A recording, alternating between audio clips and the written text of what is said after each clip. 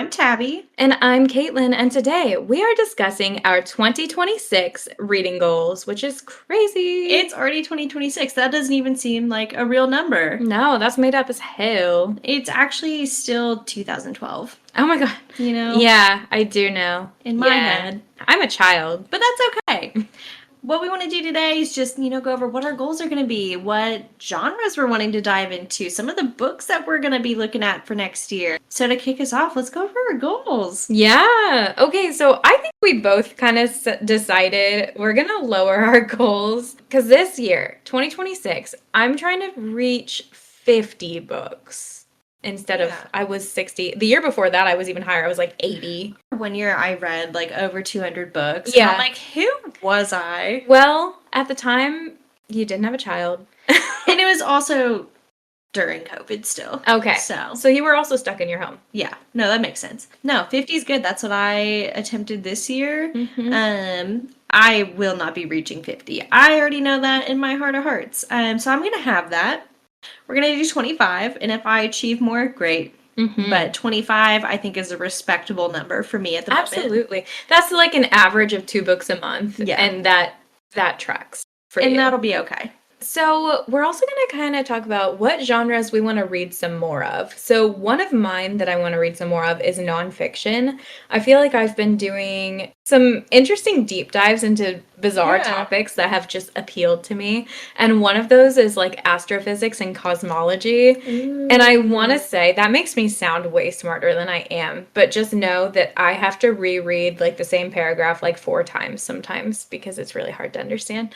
So don't think that I'm a genius for so smart reading that in my spare time. She is a genius. Actually, there's a couple of genres I'd like to get a little more into. Horror is one, and that is really just a challenge to myself. I'm a little weenie. I don't like horror. I love the concept of horror, though. And so I feel like if I find the right book, I could be into it. Yeah.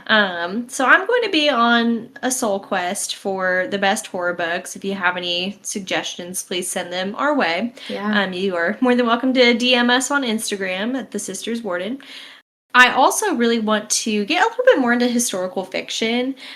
So something that I've been just like super interested in right now is like Ireland, especially during like the potato famine and like their civil war and like the rise of like the Fenians and stuff like that. We've been watching a lot of House of Guinness, and it's just really gotten me on that rabbit hole. So I will be diving a little bit more into that, but it's going to be some very niche topics. Yeah, I love how specific that is. Yeah. That's amazing. Yes, the other thing I want to read some more of this year is kind of catching up on some of the classic literature that I have maybe, heard of, but haven't actually read myself. So there are actually a couple Jane Austen books that I've not read. Okay. I've not read Northanger Abbey, and I've not read Sense and Sensibility. And I feel Really? like, yeah. I've read everything else by her, but not those 2. And then there are some others as well that I just feel like are classics and I haven't gotten around to. So I want to check some more of those off my list. They can just be so daunting sometimes. I know, especially because a lot of them are super lengthy. Yeah. And they don't really talk about anything sometimes. Yeah, I know. There's a lot of prose and not necessarily a lot of plot moving forward, but that's okay. That's okay. We'll just sprinkle a couple of those into the mix. Absolutely. There are so many good books that we want to read in 2026 as well. Some of them are continuations of other books that we did in 2025. Some of them are brand new to us. So the first one that I would really love to read is called The Forgotten Colony, and it's by J.B. Ryder. So J.B. Ryder, I actually found him on Instagram, just through Reels. He is like a super young man who is writing these books, and he is so excited, and I love like the energy he's bringing to that, and like he is so proud of his work as well. It is a sci-fi novel about a colony that they've started. I don't remember on what planet. It may have been Mars. Yeah, it is Mars. Zach Croft wants to forget the Prescott colony ever happened. He basically has gone on like this mission before, and it was to colonize Mars. It did not go well. And so this is him like returning to this colony where they assumed everyone was going to be dead. But when they got back, all that was left there, I think, was just like a sign written in blood, like saying like Ooh. traitor. And so Spooky. they're trying to figure out what's happened to this colony that they left behind. Like the Roanoke colony. Yes, and but that's sci-fi. how I found it. Yeah. Because I said the other day that I really want to read something that is similar to the Roanoke colony, and I hadn't been able to find anything. And then this is one that had been suggested, and it's perfect. Oh, that's so exciting. Yes. Okay, so I have a lot of books on my list, and one of them was just recommended to me by Tessa, actually, Tabby's older sister, and it's called Shield of Sparrows by Daphne Perry.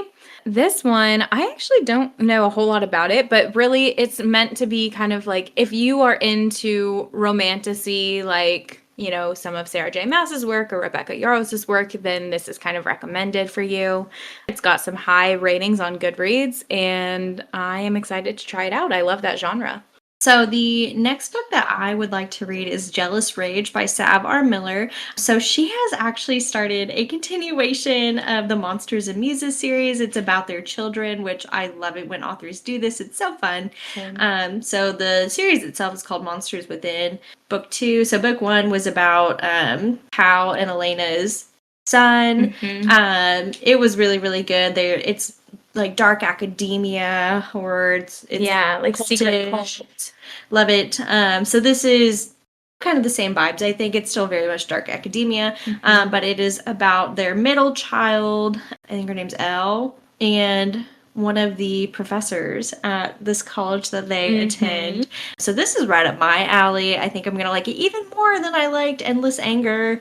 She's going to continue writing about all of the siblings. So I'm ready to fully dive into this. Yeah, because I can't wait for like the Fox. Yes. And Lucy. And Lucy, yeah. But this one comes out January 6th, though. Yeah. So that's soon. That is soon. Okay. Actually, by the time this episode comes out, It should be it's out already. Yes. Yay. Okay. Even better. The next few that I'm going to talk about, actually, let me just lump them all together because they're all by Leigh Bardugo, and I have been meaning to read her backlist for so long, and I've had them on my shelf. They've been gifted to me over the years, and I just haven't read them, and I know that I'll love them, but I'm very much a mood reader, and I think I just haven't really been craving these vibes specifically. The first that I need to read still is The Six of Crows duology. For those of you who don't know, that is set in the same universe as the Shadow and Bone series, and when they made a TV adaptation, they actually kind of lumped them together and crossed them over. And it was amazing. It was so fun. I loved that. So I need to read those still. Also, The Familiar by Leigh Bardugo. This lady has powers, and she needs to keep it a secret. It's like she is Jewish, and so it's when they're trying to find all the Jewish people that live in Spain, and basically she also has magic, so it's double scary for her. So it's historical fiction with magic. A little bit of magic, but it's not the type of magic that you think it is. Okay. At one point, I read the first chapter of this, and then I didn't continue, so I still need to. It is wonderful. I'm excited for that. And then last but not least, by Leigh Bardugo is Alex Stern's series. I need to read these as well. It's more of a dark academia, secret society type vibe. So I have a lot of those to catch up on. Leigh Bardugo is definitely one of my favorite authors. She is very overlooked, I think, sometimes. Yeah, she's amazing. So the next one that I'm really wanting to read is called Moonflower, The Script of Saroon by Shayna Anastasi. And there's not a whole lot about it. I think I found it again through Reels. The author herself was just kind of advertising it on Reels. But it sounded, a lot of things that way. Yes, it sounded so interesting. So it's a horror fantasy novel. Well, it's a novella, even better. So horror, fantasy, and a splash of romance in a dystopian setting. Saya Claymore, a 28-year-old woman, is trapped in a vampire feeding ground, forced to donate blood on a daily basis. So she's saying, if you are fans of, The Hunger Games, Anathema, Immortal Rules, this is kind of, up your alley. That's amazing. And it is up my alley. Yeah, it says featuring a slow burn romance, political intrigue, and horror and dystopia. Yeah. So, very cool. I will definitely be reading that as well. I might even read this whole series. It says it's going to be a series. I love that. And that's going to come out February 15th of 2026.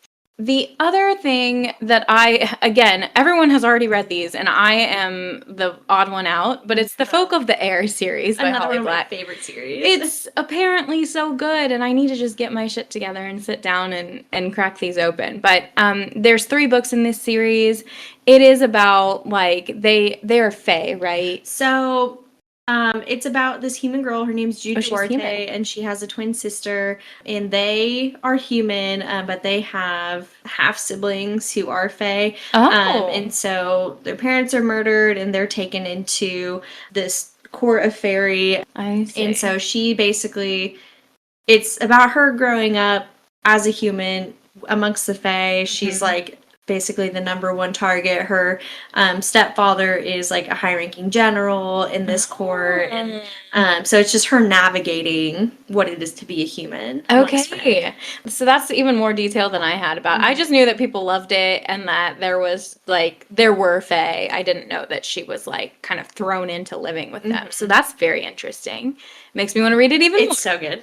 My next 2 are just continuations of books that I read in 2025 that I talked about in the previous episode. So the first one is Harvest Season, and that is by Bryn Weaver. That's a continuation of Taurus Season, which is following 2 different serial killers that have ended up in one town, and then trying to hunt each other while also hunting this other serial killer that was there 50 years prior, but is making like a comeback in the town.